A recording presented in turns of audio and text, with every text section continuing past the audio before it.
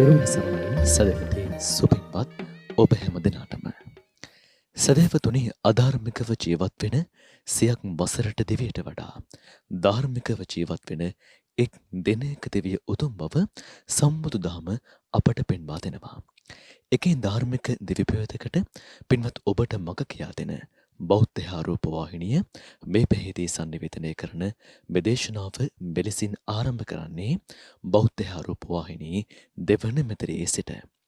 මේ උතුම් වූ දේශනාව වෙනුවෙන් සිදු කළා වූ ආරාධනය පිළිගෙන මැදිරියට වැඩම කොට වදාළ පූජනීය මාතර මහින්ද පින්වත් ස්වාමින් වහන්සේ අපි හැමදෙනාම පළමු කොට සාදු නදින් নমස්කාර පූර්වකව පිළිගනිමු. අවසරයි අපේ හාමුදුරුවනේ. සාදු සාදු සාදු.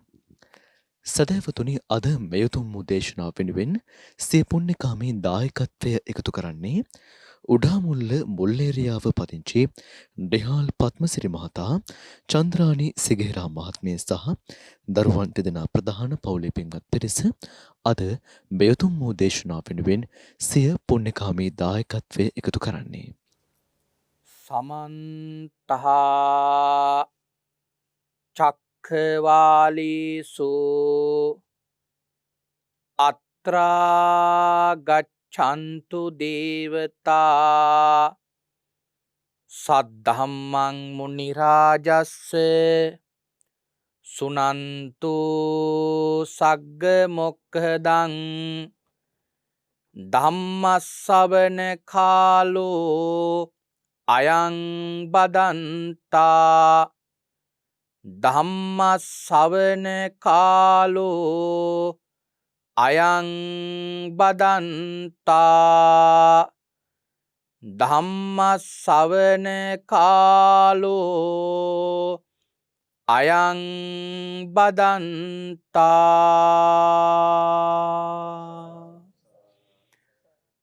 නමෝ තස්ස භගවතු අරහතු සබ්බ ධම්මේසු අප්පටිහත ඥානචාරස්ස දස බලදරස්ස චතු වේසාරජ්‍ය විසරදස්ස සබ්බ සත්තුත්තමස්ස ධම්මිස්සරස්ස ධම්මරාජස්ස ධම්මත්සාමිස්ස තථාගතස්ස සබ්බඤුනෝ සම්මා සම්බුද්දස්ස. නමෝ තස්ස භගවතු අරහතෝ සබ්බ ධම්මේසු අප්පටිහත ඥානචාරස්ස දස බලදරස්ස චතු වේසාරජ්‍ය විසරදස්ස සබ්බ සත්තුත්තමස්ස ධම්මිස්සරස්ස ධම්මරාජස්ස ධම්මත්සාමිස්ස තථාගතස්ස සබ්බඤුනෝ සම්මා සම්බුද්දස්ස.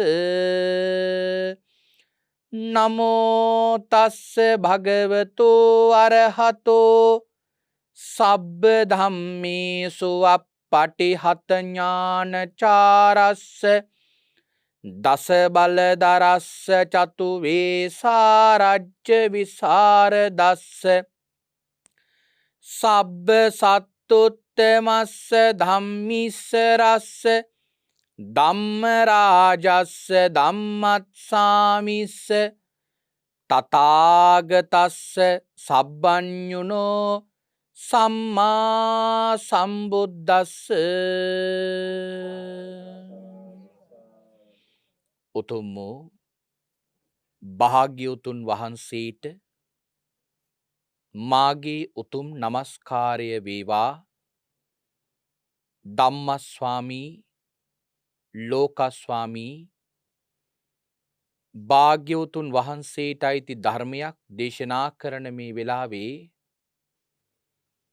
මාගේ මුවින් වැරදි වචනයක් පිට නොවේවා, මිත්‍යා දෘෂ්ටික වචනයක් පිට නොවේවා, මගේ අදහසක් ධර්මයට විරුද්ධව පිට නොවේවා. උතුම් වූ භාග්‍යවතුන් වහන්සේගේ සත්‍යම වූ බුද්ධ වචනය භාග්‍යවතුන් වහන්සේ සතුටු වෙන ආකාරයට දේශනා කරන්න මට ශක්තිය ලැබේවා. ඒ සඳහා සියලු ආර්යයන් වහන්සේලාගේ අනුග්‍රහය ලැබේවා. සියලු සත්පුරුෂයන් වහන්සේලාගේ අනුග්‍රහය ලැබේවා. සියලු ශාසනාරක්ෂකයින් වහන්සේලාගේ අනුග්‍රහය ලැබේවා. හැම දෙනාටම භාග්‍යවතුන් වහන්සේගේම ධර්මය අවබෝධ කරගෙන උතුම් චතුරාර්ය සත්‍ය ධර්මයම අවබෝධ කරගනිත්වා. සාදු සාදු සාදු. ධර්ම ශ්‍රවණා බිලාසී ශ්‍රද්ධහා බුද්ධි සම්පන්න කාරුණික වාසනාවන්ත පින්වත්නි, අද මේ පින්වත් හැම දෙනාම මේ වෙලාවේදී බලාපොරොත්තු වන්නේ භාග්‍යවත් අරහත් සම්මා සම්බුදුරජාණන් වහන්සේ විසින් ඔබෙත් මගෙත් නිවන පිණිස මහා කරුණාවෙන් දේශනා කොට වදාළ සුවාසෝ දහසක් ධර්මස්කන්ධයන් අතරින් ඊ타මත්ම වටින ධර්ම කාරණාවක් ශ්‍රවණය කරන්නටයි. අද සද්ධර්ම දේශනාව සඳහා මා මාතෘකා කරගන්නට යෙදුණා සංයුක්ත නිකායේ පස්වෙනි පොතේ පළමුවෙනි කොටසට අදාළ 72 වෙනි පිටුවේ සංග්‍රහ වෙලා තිබෙන විශේෂ සූත්‍රයක්. සූත්‍රයේ නම තමයි සලලාගාර සූත්‍රය. මේ සංයුක්ත නිකායේ සූත්‍රය ගත්තොත් හරි ගැඹුරුයි. සූත්‍රයේ දැක්වෙන කොටස ඊටාම කෙටි. නමුත් විස්තර කරන්න ගත්තොත් සමහර කාරණාවල් තියෙන දීඝ නිකායේ මජ්ක්‍ධිම නිකායේ සූත්‍ර පිටියම අරගෙන විස්තර කරන්න වෙන කරුණු. මේ සංයුක්ත නිකාය වගේ සූත්‍ර භාග්‍යවතුන් වහන්සේ විශේෂයෙන්ම දේශනා කරේ උද්ගටි තඥ කියන ප්‍රඥාවන්තයන්ට. භාග්‍යවතුන් වහන්සේගේ ධර්මයක් ඊටාම කෙටි මොහොතකින් අවබෝධ කරගන්න පිරිසට තමයි භාග්‍යවතුන් වහන්සේ ඒ දේශනාවල් කළේ. අද තෝරගත්තු සූත්‍රයත් ඒ වගේම වටින සූත්‍රයක්. සසර ගමනේ අපි වැටෙන මහා අනතුරක් භාග්‍යවතුන් වහන්සේ බොහොම ධර්මානුකූලව ඒ කාරණාව දේශනා කළා. භික්ෂුන් වහන්සේලාට දේශනා කරපු සූත්‍රයක් වුණත් සිව්වනක් පිරිසගේම නිර්වාණ අවබෝධයට මහා උපකාරයක් සලසන සූත්‍රයක් හැටියට මේ සලලාගාර සූත්‍රය හඳුන්වන්නට පුළුවන්. අපේ භාග්‍යවතුන් වහන්සේ එක දවසක් සවැත් නුවර වැඩ වාසය කරන කාලේ අනුරුද්ධ මහ තෙරුන් වහන්සේට මෙන්න මෙහෙම කරුණක් කියනවා. අනුරුද්ධය, මේ ගංගා නම් ගඟ නැගෙනහිර දිසාවට ගලනවා. බොහෝ පිරිසක් එකට එකතු වෙලා නැගෙනහිරට ගහගෙන යන මේ ගඟ බටහිරට ගහගෙන යන විදිහට හදනවා. ගංගා නම් ගඟ කියන්නේ බොහොම සුළුවෙන් හිතන්න පුළුවන් ගඟක් නෙවෙයි. යොදුන් ගණනාවක් දිගයි. දඹදිව ගියපු පින්වතුන් දන්නවා. ඒ ගංගානම් ගඟ තරණය කරනකොට ඒ ගඟෙන් එගොඩ මෙගොඩ යන පාලම කිලෝමීටර් කීයක් නම් දිගයිද කියලා. අති දීර්ඝ ගඟක්. පළලම විශාල දිගක් තියෙනවා. භාග්‍යවතුන් වහන්සේ දේශනා කරන මේ ගඟ කවුරු හරි පිරිසක් එකට එකතු වෙලා බටහිර පැත්තට ගලන්ඩ හදනවා. ප්‍රතිවිරුද්ධ දිශාවට ගමන් කරන්න ගමන් කරවන්නට වීරියක් ගන්නවා. බුදුරජාණන් වහන්සේ දේශනා කරනවා අනුරුද්ධ හාමුදුරන්ගෙන් අහනවා අනුරුද්ධ බොහෝ පිරිසක් එකට එකතු වෙලා ඒ ගඟ ප්‍රතිවිරුද්ධ දිශාවට ගමන් කරන්නට උත්සාහයක් ගත්තොත් ඒ කෝන්ට කරන්න පහසුයිද අපහසුයිද කියලා අහනවා. අනුරුද්ධ හාමුදුරුවෝ කියනවා ස්වාමීනි තාම අපහසුයි. ඒකේ තරම් පහසු කටයුත්තක් නෙමෙයි. බුදුරජාණන් වහන්සේ දේශනා කරනවා මහණෙනි ඒ ගංගානම් ගඟ ප්‍රතිවිරුද්ධ දිශාවට ගමන් කරවන්නට යම් ජනතාවක් එකට එකතු වෙලා යම් උත්සාහයක් ගත්තොත් ඔවුන්ගේ උත්සාහය වෙහෙස වෙනවා පමණයි. වෙහෙසකට පත් වෙනවා පමණයි. හැබැයි මහණෙනි භාග්‍යවතුන් වහන්සේ දේශනා කරනවා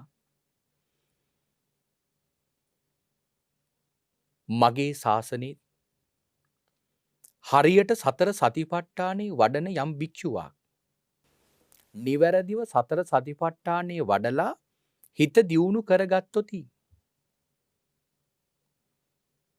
ඒ භික්ෂුවට ලාභ සත්කාර වලින් අඩුපාඩුවක් තියෙන්න පුළුවන්. කීර්ති ප්‍රශංසා වලින් අඩුපාඩුවක් තියෙන්න පුළුවන්. සිව්පසේ බොහෝ අඩුපාඩුකම් තියෙන්න පුළුවන්. ඉරිච්ච සිවුරක් අඳිනව වෙන්න පුළුවන්. දුෂ්කර ආහාර පාන ලැබෙනව වෙන්න පුළුවන්. ගරා වැටිච්ච සෙනසුනක හෝ රුක්ෂ මූලයක වාසය කරනව වෙන්න පුළුවන්. අති කටුක බෙහෙත් අනුභව කරනව වෙන්න පුළුවන්.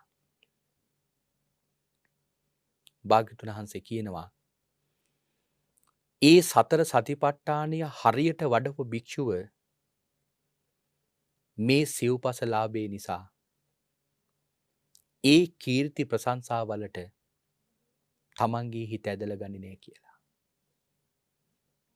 තමන්ට මොනතරම් ලාභ සත්කාර ලැබුණා සතර සතිපට්ඨානෙන් තමන්ගේ හිත මුදව ගන්නේ නැහැ.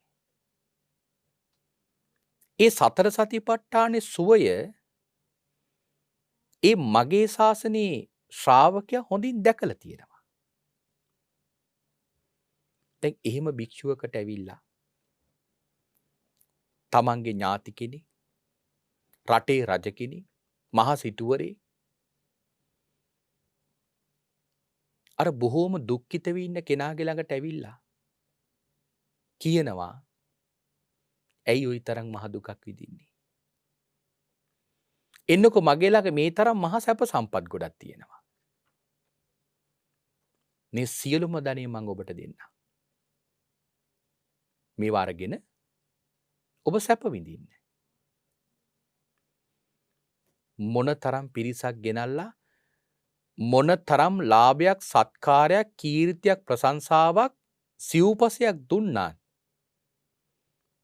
අර භික්ෂුවකගේ හිත විනාශ කරවන්න බැහැලු. ඒක හරියට අර ගංගා නම් ගඟ පෙරදිගට ගමන් කරන ගඟ අනිත් පැත්තට ගමන් කරවන්නට වෙහෙස වෙනවා වගේ වැඩක් කියලා. ඒතර බලන්න මේ සතර සතිපට්ඨානෙ හිත පුරුදු කරගත්තම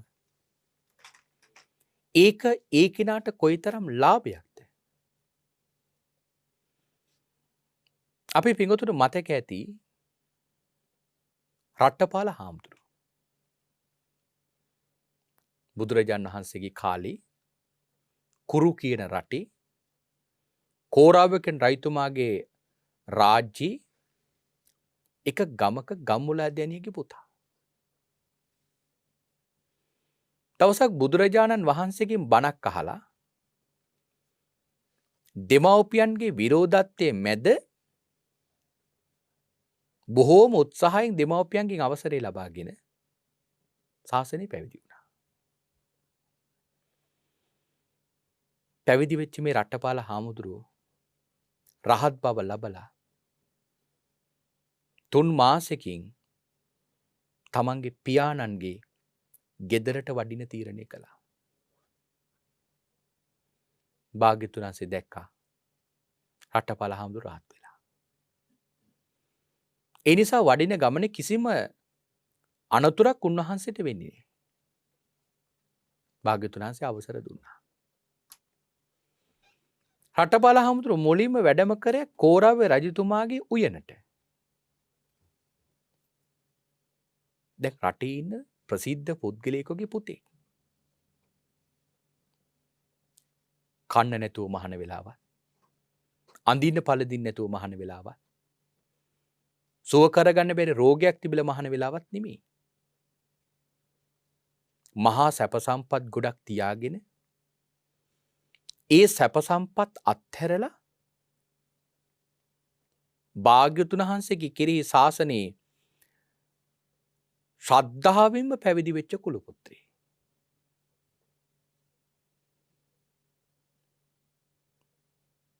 කෝරාව රජතුමා දැනගත්තා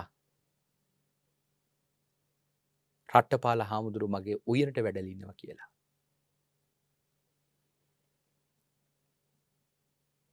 රට්ටපාල හාමුදුරු මුණ ගැහෙන කෝරාව රජතුමා යනවා. රජතුමා ගිහිල්ලා අහනවා ස්වාමීනි ඇයි ඔබ වහන්සේ පැවිදි වුණේ?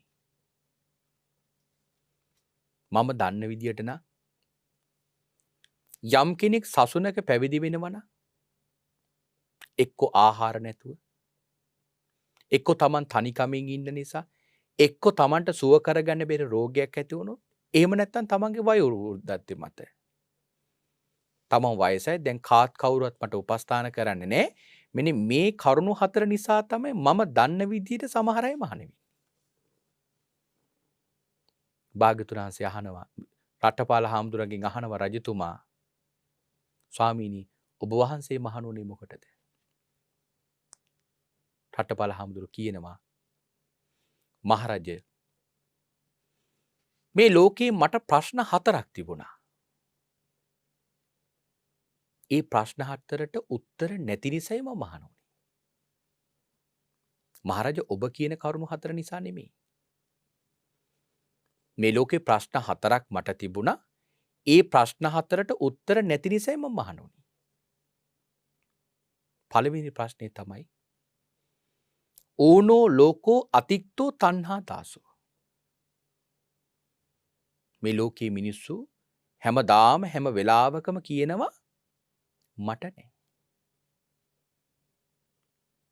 කවුරුවත් පින්වතුනි පෘථග්ජන කෙනෙක් අපි පින්වතුන් අහලා තියෙනවද මම දැන් හම්බ කරගත්තේ ඇති.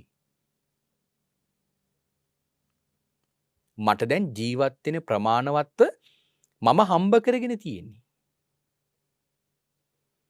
මට ඒ ප්‍රමාණය ඇති කියලා තමන්ගේ ලැබිච්ච ධනය ඒ ප්‍රමාණයෙන් ඉතුරු කරගෙන ජීවත් වෙන කෙනෙක් ඉන්නවද? නෑ. රුපියල් 50000ක වැටුපක් ගන්න කෙනෙක් එයාගෙන් ඇහුවොත් එයා කියන්නේ මොකද්ද? මට ලක්ෂයක් විතර වැටුපක් තිබුණා නම් මීට වඩා හොඳයි. ලක්ෂයක් වැටුපක් ගන්න කෙනෙක්ගෙන් ඇහුවොත් මට 1,50,000ක විතර වැටුපක් තියෙනවා නම් මට හොඳයි. ඒ කෙනාට 1,50,000ක වැටුපක් දුන්නත් ඊළඟට කාලයක් යනකොට ඇහුවොත් කියයි මට ලක්ෂ 2ක් තිබුණා නම් හොඳයි. කවදාවත් මේ ලෝකේ කිසිම කෙනෙක් කිසිම දෙයකින් සෑහීමකටපත් වෙන්නේ නැහැ. හැම කෙනාගේ මෙහොත් කියන්නේ මට නෑ මට නෑ මට නෑ. ඌනයි. ඇයි අපි තණ්හාවට දාසකම් කරන නිසයි අපට හිතෙන මේ මදි කියලා. අතික්තෝ තණ්හා දාසෝ මේ තණ්හාවට දාසකම් කරන නිසා අපි හැමදාම කියන්නේ අපට නෑ කියලා. මහරජය ඒ ප්‍රශ්නෙට මට උත්තරයක් නෑ.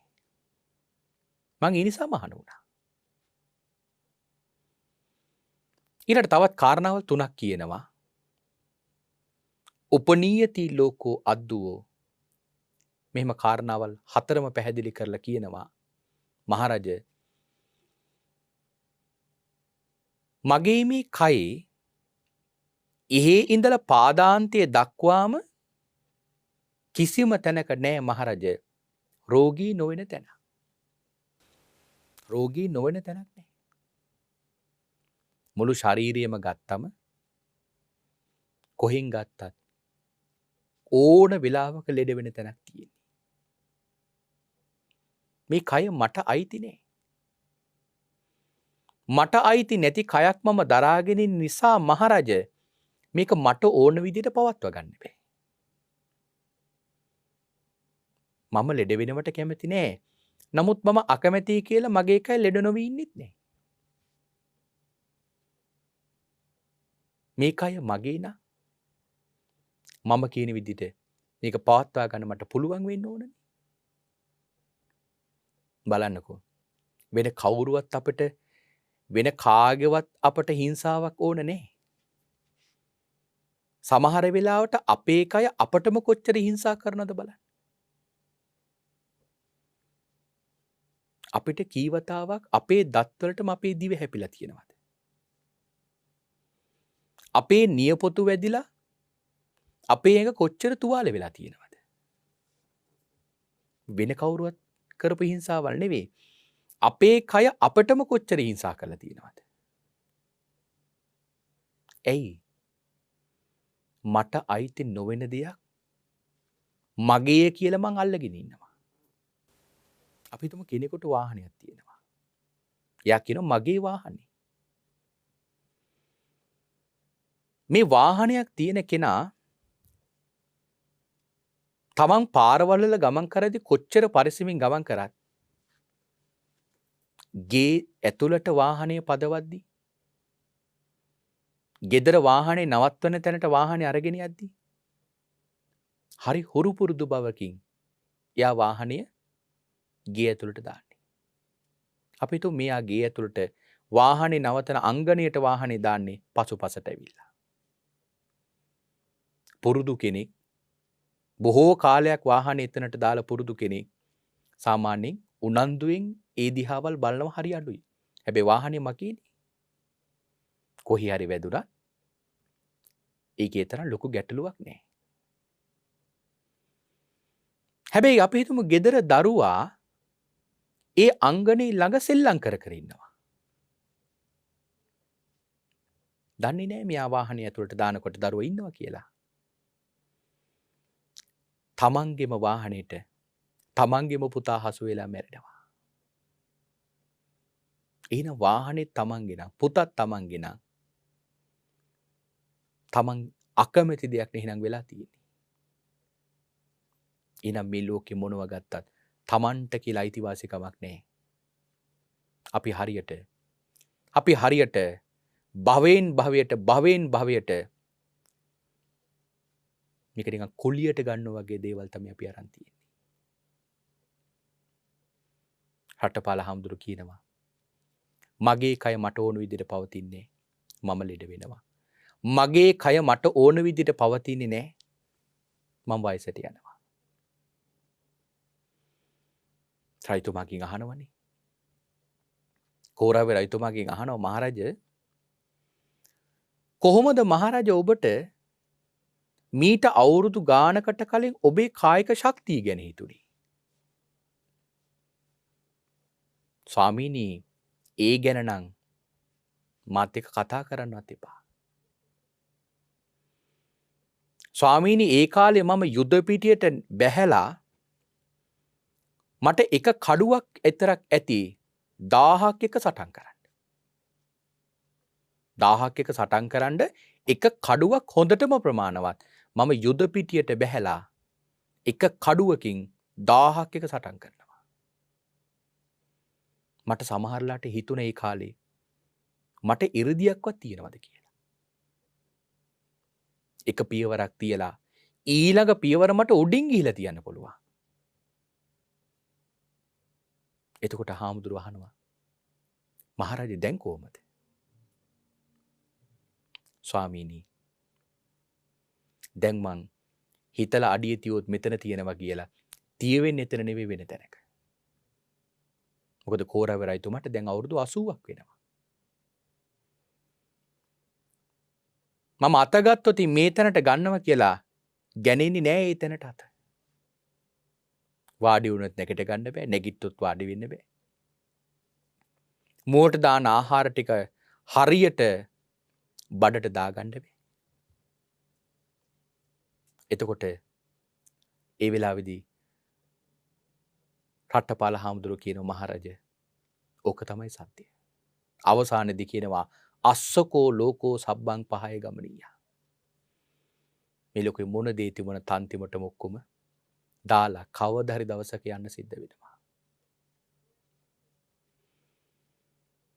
මේ රට්ටපාල හාමුදුරුවෝ දැන් රජතුමා ආවේ හිත වෙනස් කරලා නැවත මේ සම්පත් දීලා රට්ටපාල හාමුදුරුවන්ට මොන හරි ප්‍රශ්නයක් තිබුණා නම් ඒකෙන් හිත මුදව ගන්න. නමුත් රට්ටපාල හාමුදුරුවන්ගේ හිත මුදව ගන්න දැන් ආයි කාටවත් බෑ. ඊළඟට යනවනේ පියාණන්ගේ ගෙදරට. මුලින්ම යනකොට ගෙදර දාසිය කලින් දවසේ පිළුම් වෙච්ච කැඳ ටිකක් විසි කරන්න එනවා. දාසියට කියනවා ඔක මගේ පාත්‍රයට දාන්න. මුලින් අකමැති වෙනවා. බලවත් ලෙස ඉල්ලන නිසා හාමුදුරන්ගේ පාත්‍රයට කැඳ ටික දානවා. කන්න තබා මුහුණ ළඟටවත් ඒ කැඳ ටික ගන්න බෑ. ඒ තරම් අප්‍රසන්න දුර්ගන්ධයක් එන්නේ. එතකොට දාසි දැනගත්තා අනේ මේ සිටුවරයාගේ පුතා නේද? වහාම සිටුවරයට ගිහිල්ලා කිව්වා. කැඳ ටික වළඳලා ඉවරනකොටම තාත්තා ආව රට්ටපාල හාමුදුරන් ළඟට මුලින් දොස් කිව්වා. පසුව රට්ටපාල හාමුදුරට කියන ස්වාමීනි හෙට එහෙනම් අපේ ගෙදර දානෙට වඩින්න.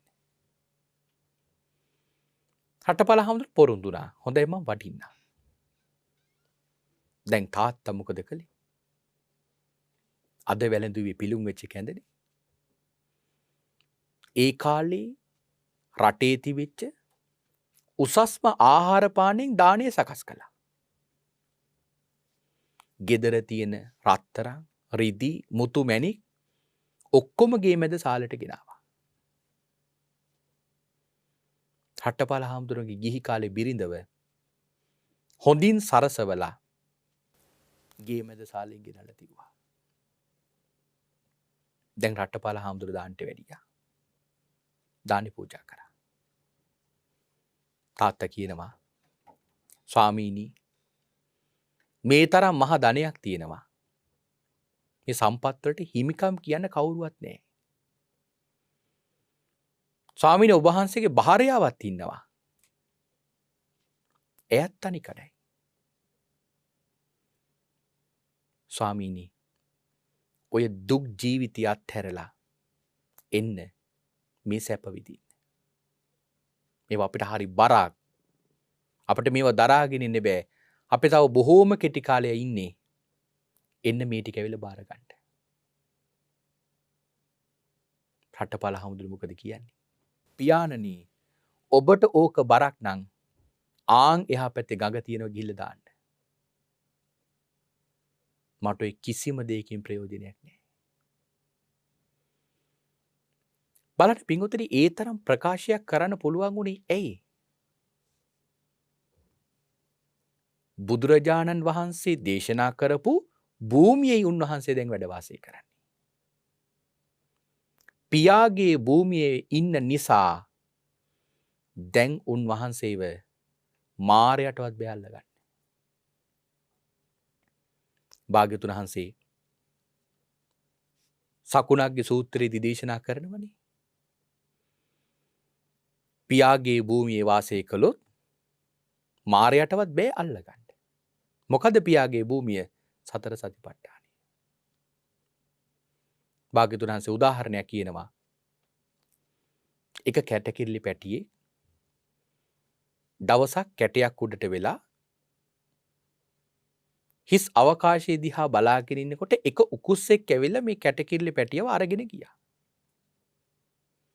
යනකොට කෑ ගගහ යනවා මගේ පියා කියපු විදියට මං හිටියනම් අද මම නුඹට අහුවෙන්නේ නැහැ කියලා. උකුස හරි මාන්නක්කාරයි. අහනෝ නුඹේ පියාගේ ප්‍රදේශය මොකද්ද? අර කැටේ යට.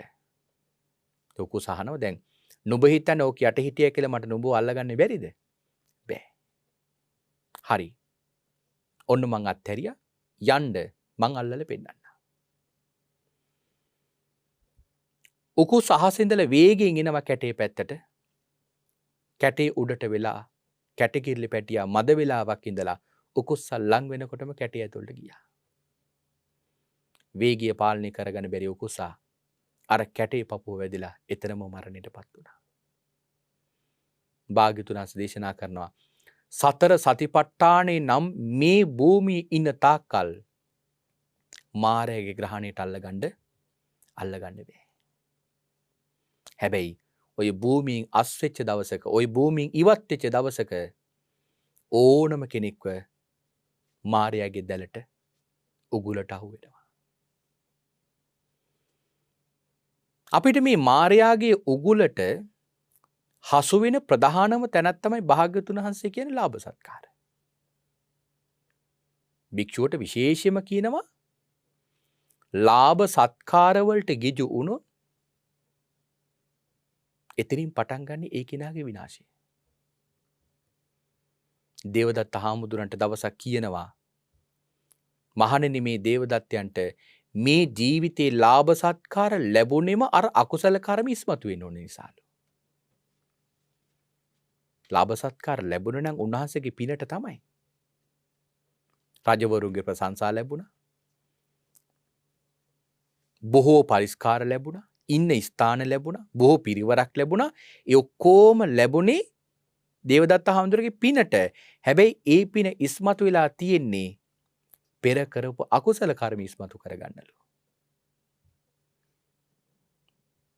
අපි සමහරලාට අද කාලේ කියනවනේ මේ වැරදි වැඩ කරන මිනිසුන්ට මේ තරම් හරියන්නේත් ඇයි කියලා ප්‍රශ්නයක් තියෙනවනේ. සමහර වෙලාවට සමහර වැරදි කරන මිනිසුන්ට ගොඩාක් හරියන්නෙම වැඩිපුරම පව් කරගන්න. තමන්ගේ ජීවිතේ කරදරයක් නැති තාක්කල් මේ සසරේ බය ඒ කෙනාට දැනෙන්නේ. ඒ නිසා තමන්ට මේ වැරද්දෙන් හිත නිදහස් කරගන්න හිතේ අදිෂ්ඨානයකුත් නැහැ. ඒ නිසා භාග්‍යවතුන් වහන්සේ කියන්නෙම මේ සතර සතිපට්ඨානෙම හැම මොහොතකම වාසය කරන්න. දේවදත්ත හාමුදුරුවෝ නැසුණා වගේ බොහෝ දෙනෙක් මේ උගුරට අහු වුණොත් නැසෙන්න පුළුවන්. සංයුත්ත නිකායේ දෙවෙනි පොතේ නිදාන වග්ගයේ එක සූත්‍රයක් තියෙනවා. ඒක පොත්ත සූත්‍රය කියලා. ඒකේ තියෙනවා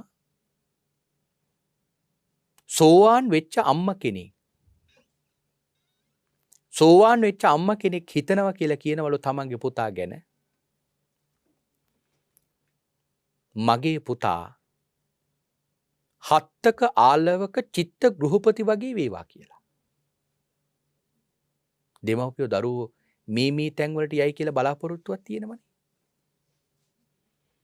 සෝවාන් වෙච්ච අම්ම කෙනෙක් තමන්ගේ පුතා ගැන හිතනවා කියලා කියන්නේ මගේ පුතා හත්තක ආලවක වගේ වේ. මගේ පුතා චිත්ත ගෘහපති වගේ වේවා කියලාලු හිතනවා කියලා කියන්නේ. ඒ වගේ භාග්‍යවතුන් වහන්සේ දේශනා කරනවා මගේ ශාසනයේ ශ්‍රාවකයෝ මම බලාපොරොත්තු වෙන්නේ සාරිපුත්ත මොග්ගල්ලාන කියන මේ මහතෙරුන් වහන්සේ වේවා කියලා.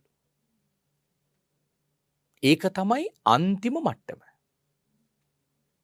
එතනින් එහා පැත්තට මට්ටමක් නෑ. ඒක තමයි අන්තිමම මට්ටම.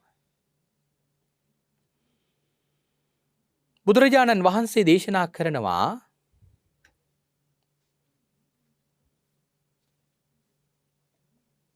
ඒ සෝවාන් වෙච්ච අම්මා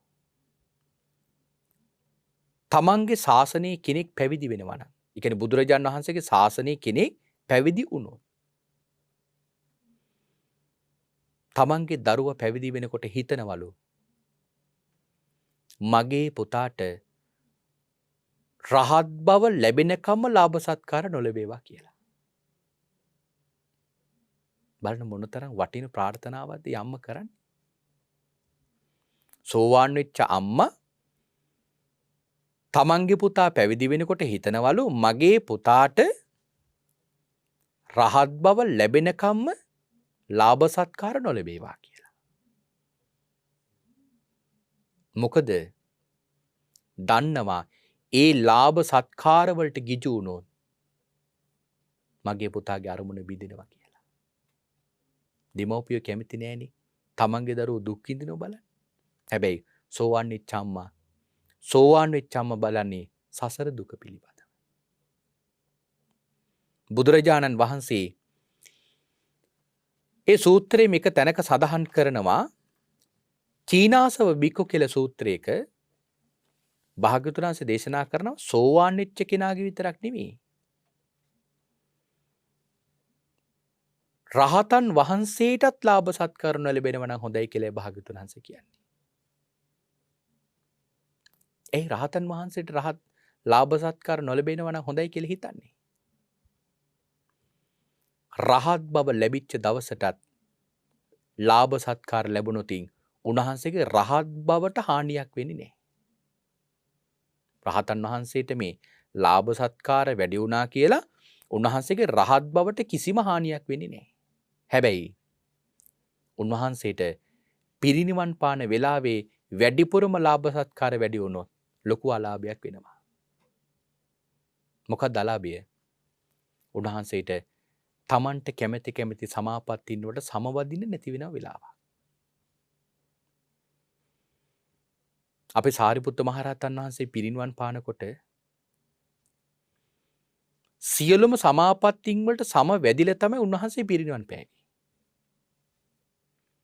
හරියට උදාහරණයක් කියනවා බොහෝ වස්ත්‍ර තියෙන රජ කෙනෙක් වස්ත්‍ර තියෙන පෙට්ටිය ඇරලා තමන්ට කැමති වස්ත්‍රයක් අරගෙන අඳිනෝ වගේ ඒ සමාපත්තියට සමවදින පුළුවන් ශ්‍රාවකයා කැමති සමාපත්තීන් වලට කැමති වෙලාවට සමවදිනවලු. සාරිපුත්ත මහරහතන් වහන්සේ මේ ශාසනයේ පළමු ශ්‍රාවකයන් වහන්සේ ඒ විදියටම පිරිනිවන් පාන වෙලාවේ සමවැදුණා. හැබැයි අපි හිතමු ඒ රහතන් වහන්සේට බොහෝ පිරිසක් හිටියනම් හැම වෙලාවෙම එනවනේ ඒ රහතන් වහන්සේ මුණ ගැහෙන්න එන වාරයක් ගානේ එන පිරිස මුණ ගැහෙන කාලේ වෙන් කරන්න වැඩි නිසා උන්වහන්සේට පිරිනිවන් පාන වෙලාවෙදිවත් ඒ නිදහස නැති වෙනවා. ඒ නිසායි භාග්‍යවතුන් වහන්සේ කියන්නේ රහතන් වහන්සේටත් ලාභ සත්කාර නොලැබේවා කියලා හිතනවා නන්ලු ඒකත් වටින්නේ. එතකොට රහතන් වහන්සේ ගැනත් එහෙම හිතෙනවා නම් කෘතඥ අපි ගැන කවර කතාවද? අපි එහෙනම් මොන වගේ ප්‍රාර්ථනාවල් කරන්න ඕනේ නැද්ද මේ ශාසනයේ? අපේ දියුණුව වෙනින් අපි කොච්චර වීරිය වඩන්න වෙනවද? හිත සකස් කරගන්න වෙනවද? මොකද එහෙම භාග්‍යතුන් වහන්සේගේ සීමාවෙන් ඉවත් වුණොත් ඒ කෙනාට අනතුරක් වෙන්න පුළුවන්. මේ ශාසනයේ සුරාමේරී ශික්ෂාපදේ පැනෙවිත් එවැනි කරුණක් නිසානේ. සාගත කියලා භික්ෂුන් වහන්සේ නම මට මතකයි අපේ ශාසනයේ 80 මහා ශ්‍රාවකයන් වහන්සේ නම. මේ සාගත තෙරුන් වහන්සේ 이르දිමති. දවසක් එක ගමක හිටපු මහා නාගයෙක්ව দমনය කළා. ගමේ මිනිස්සු මේකට පැහැදිලා එක්තරා පාන වර්ගයක්. එක්තරා පාන වර්ගයක් මේ හාමුදුරන්ට දෙන්න පටන් ගත්තා. ඒ පාන වර්ගයේ ස්වභාවය තමයි වැඩිපුර බිව්වොත් මත් වෙනවා.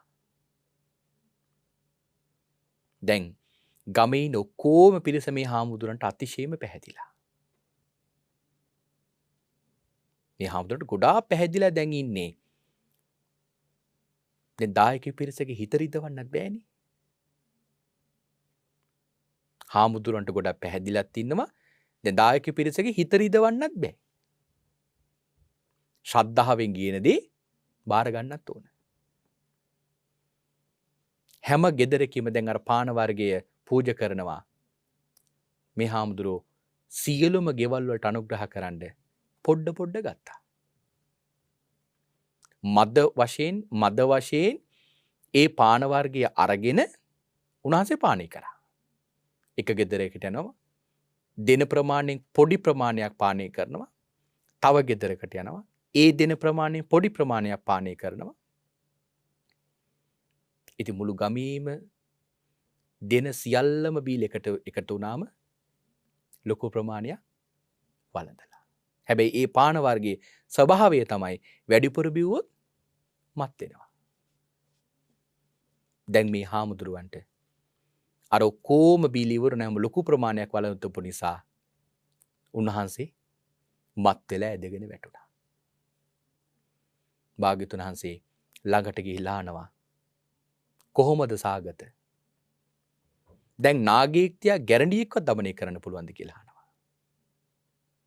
දොස් කියලා ආන්නේ ඒ වෙලාවෙදි තමයි සුරාමේරී ශික්ෂාපදයේ පනවන්නේ අපේ ශාසනය. මොකද ඒ යසයට ගිජු වෙලා දායකයන්ගේ හිත රිද්දවන්න බෑ. දායකයන්ට දොස් කියන්න බෑ. එහෙම ගිජු බවට පත් වුණොත් ඒකත් විනාශයක්.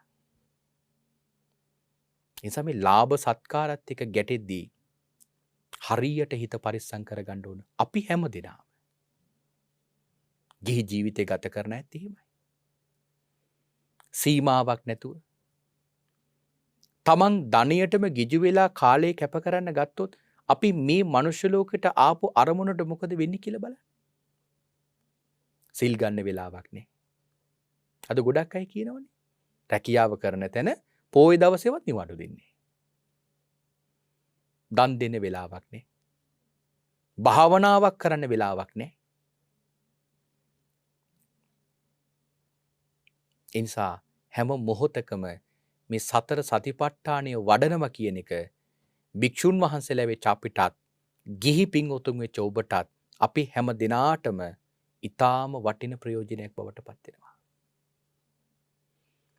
ඒ නිසා මේ කාරණාවේ බය දැනගෙන සසර දුකින් එතර වන්නට නම් අපි හැම මොහොතකම සිහියෙන් කාලය ගත කරන්නට ඕන. දේශනාවට තිබෙන කාල වේලාවත් අවසන් වෙලා තිබෙන නිසා අපි මේ දේශනාව නිමාවටපත් කරනවා. නමුත් සාකච්ඡා කරන්න ගත්තොත් කෙලවරක් නැතුව සාකච්ඡා කරන්නට පුළුවන් ඊටාම වටින මාතෘකාවක්. එහෙමනම් දේශනාවේ කරපු ප්‍රමාණයේ මට්ටමට අනුව පින්වත් හැම දිනාම තමන්ගේ හිතේ වීරියක් උපදව ගන්න, තමන්ට ලාභය, තමන්ට කීර්තිය, තමන්ට ප්‍රශංසාවක්, තමන්ට යසසක් ලැබෙන හැම මොහොතකම සිහියෙන් ඒ දේවල් තමන්ගේ ජීවිතයට ලබා ගන්න. මොකද ඒ තුළින්ම තමන්ගේ සංසාර ගමනට ලොකු හානියක් වෙන්නට පුළුවන්. ඒ නිසා ඒයින් කම්පාටපත් නොවී සිහියෙන් ප්‍රඥාවෙන් කටයුතු කරමින් ශ්‍රද්ධාවෙන් වීරිය වඩන්නට ධර්ම ශ්‍රවණය කරපු ශ්‍රාවක පින්වත් හැම දිනාටම හැකියාව ශක්තිය ලැබේවා කියලා අපි මේ වෙලාවේ සාදු කියා ප්‍රාර්ථනා කරනවා. හොඳයි, එහෙනම් අද දවසේ මේ උතුම් සද්ධර්ම දේශනාව මේ විදියට මුළු මහත් ලෝකයා කෙරෙහිම මහත් අනුකම්පාවෙන් ධර්ම දේශනාවේ දායකත්වයේ දරමින් දේශනාවට සම්බන්ධ වෙනවා. 374න් 5 උඩුමුල්ල මුල්ලේරියාව ලිපිනේ පදිංචි නිහාල් පද්මසිරි මහත්මයා, චන්ද්‍රානි සිගේරා මහත්මිය සහ දරුවන් තිදෙන ඇතුළු පවුලේ පින්වතුනි අද මේ දේශනාවේ දායකත්වයේ ගෙන කටයුතු කරනු ලබන්නේ.